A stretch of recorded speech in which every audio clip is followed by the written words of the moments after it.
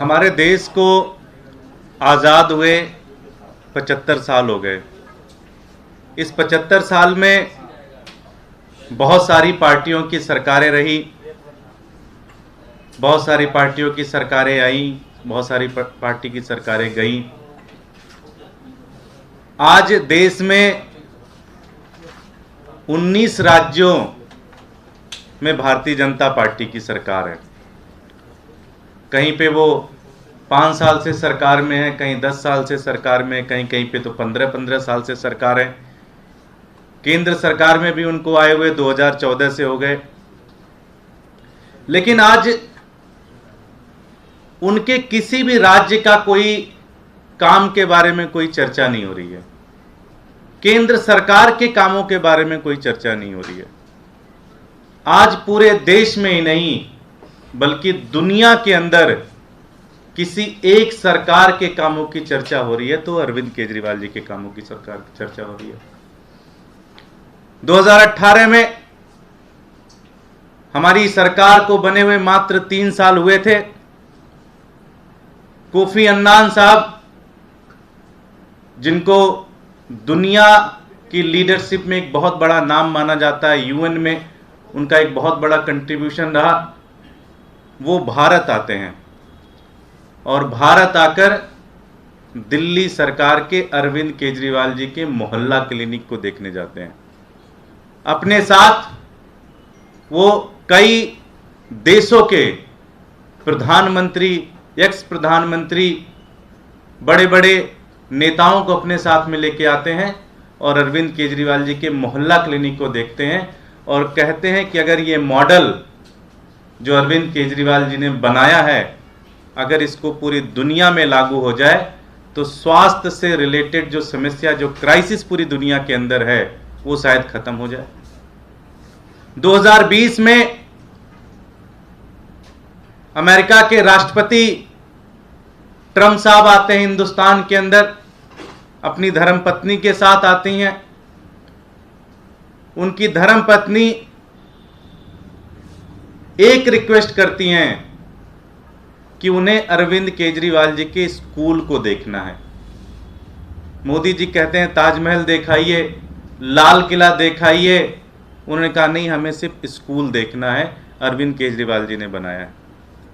वो स्कूल में आती हैं और ऐसा नहीं कि 5 मिनट 6 मिनट कोई एक, वो पूरा समय देती हैं। 1.5 से 2 घंटे उस स्कूल में रहती हैं, बच्चों से मिलती हैं और कह के जाती हैं कि क्या शानदार स्कूल्स इन्होंने बनाए और कितनी शानदार इंफ्रास्ट्रक्चर और कितनी शानदार पढ़ाई हो रही है। ना जाने कितने देशों के राजदूत आते हैं, अरविंद केजरीवाल जी से केजरीवाल मॉडल की चर्चा करते हैं, मीडिया में अपना स्टेटमेंट देते हैं, आप लोग कवर करते हैं, आप लोग उसको छापते हैं। पहली बार दिल्ली के मुख्यमंत्री अरविंद केजरीवाल जी को सिंगापुर के अंदर बुलाया जाता है और ये कहा जाता है उनसे कि आप आइए, हमने पूरी दुनिया के जितने भी शहरों के बड़े बड़े मेयर हैं उनको हमने बुलाया है और आप आइए, उनको संबोधित करिए कि इतने कम समय में आपने किस तरह से स्कूल ठीक किए, किस तरह से अस्पताल ठीक किए, किस तरह से बिजली संकट को ठीक किया आपने, किस तरह से बुजुर्गों की सेवा कर रहे हैं, किस तरह से भ्रष्टाचार को कंट्रोल किया आपने। और यही बात नहीं रुकती। आज इंग्लैंड में प्रधानमंत्री का चुनाव हो रहा है और प्रधानमंत्री के चुनाव में एक कैंडिडेट, वो केजरीवाल मॉडल से इतने इंप्रेस होते हैं कि उन्होंने अपने चुनाव में अरविंद केजरीवाल जी से प्रभावित होकर अपनी चुनावी मैनिफेस्टो में अरविंद केजरीवाल जी के जो वादे हैं उनको इंक्लूड किया उन्होंने। बात यहां भी नहीं रुकती। दुनिया का सबसे सर्वश्रेष्ठ जो न्यूज़पेपर है, न्यूयॉर्क टाइम्स, वो अपने फ्रंट पेज पे एक खबर करता है और ये खबर हिंदुस्तान के एक राज्य, एक छोटे से राज्य दिल्ली के बारे में है। और ये खबर कहता क्या है? ये खबर एक आशा देता है पूरी दुनिया के अंदर। ये खबर एक होप देता है पूरी दुनिया के अंदर कि अगर दुनिया के अंदर गरीबी से लड़ना है, अगर दुनिया के अंदर लाचारी से लड़ना है, अगर दुनिया के अंदर क्राइम, बढ़ते हुए क्राइम से लड़ना है, तो दिल्ली के जिस तरह से दिल्ली ने अपने अरविंद केजरीवाल जी ने, मनीष सिसोदिया जी ने स्कूलों को ठीक किया है, उस मॉडल को अपनाना होगा। ये कहता है न्यूयॉर्क टाइम्स का लेख। मोदी जी के बारे में क्या कहता है?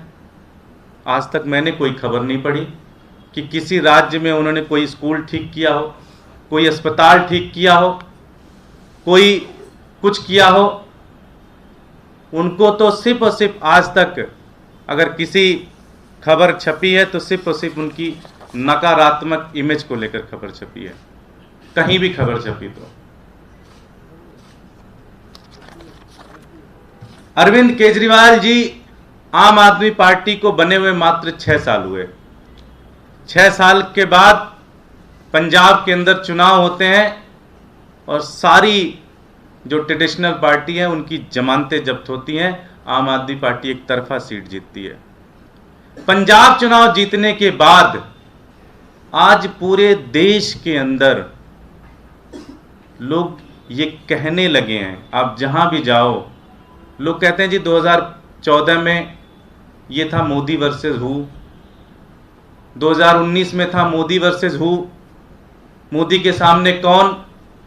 लेकिन आज पूरे देश के अंदर लोगों का, जनमानस का ये मन बनने लगा है कि 2024 में मोदी वर्सेस केजरीवाल होगा।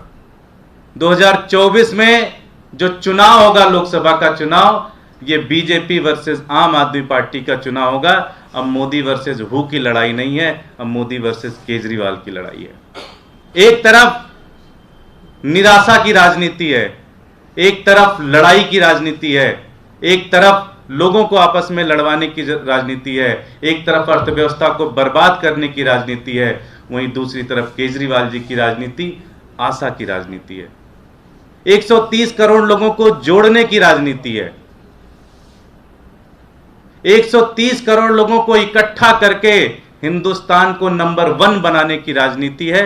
इसलिए मोदी जी को केजरीवाल से डर लगने लग गया है। लेकिन हमने भी कसम खाई है, हमें नहीं पता था कि हम कोई पॉलिटिकल पार्टी में आ रहे हैं।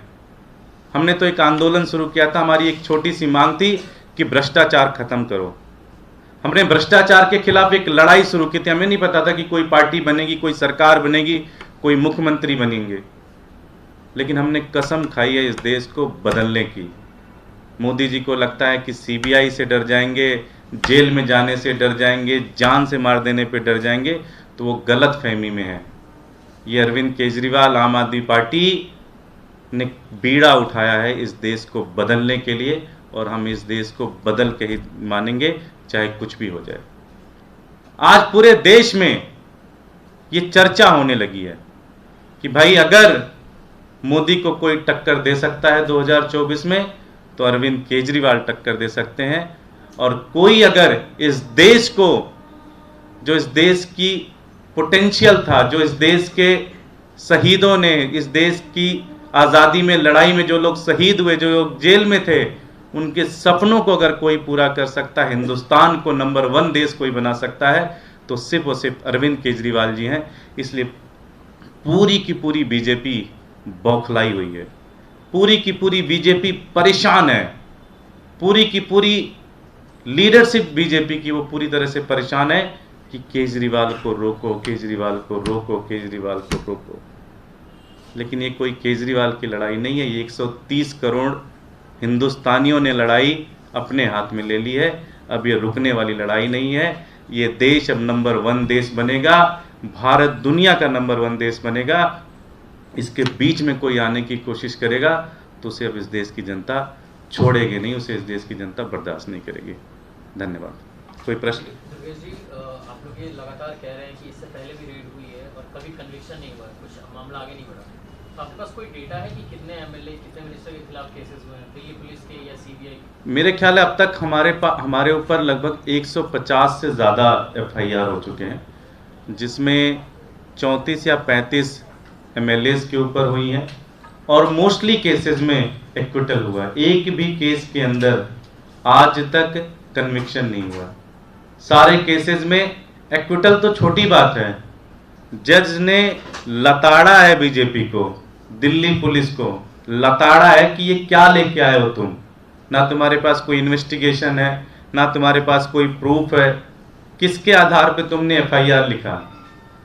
तो छोड़ा तो है ही है, साथ ही साथ बीजेपी की पुलिस को डांटा भी है और बोला है अगली बार आओगे तो सस्पेंड कर देंगे, वर्दी उतार देंगे तुम्हारी। Thank you.